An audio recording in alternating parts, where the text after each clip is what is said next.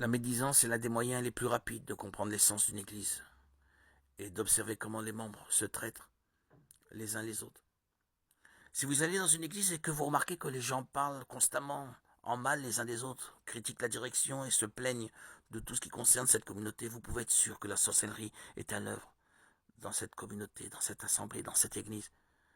Cela devient encore plus inquiétant si les dirigeants y participent également, si au moins ils dirigent l'église avec unité et amour, aidant les membres à surmonter le péché de la médisance, nous pourrons dire que la main de Dieu est sur cet endroit. Cependant, lorsque la direction elle-même crée la division, cela signifie que l'Église a un problème bien plus grave qu'il n'y paraît.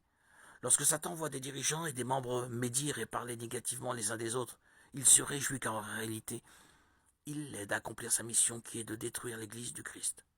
Curieusement, même après tout cela, les gens lèvent toujours les mains et adorent Dieu comme si rien n'allait mal.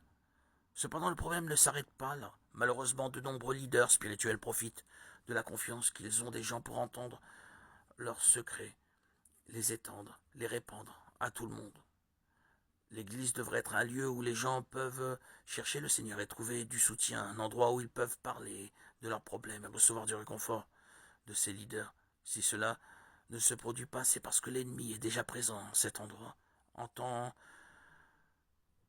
que croyant et fidèle, vous devez fuir ce genre d'église. Je sais que beaucoup de gens vont à l'église parce que c'est le seul endroit où ils se sentent écoutés et réconfortés sans jugement. Et l'une des pires choses qu'un leader puisse faire est de profiter de la vulnérabilité de quelqu'un. C'est démoniaque car cela va à l'encontre de tout ce que Jésus enseigne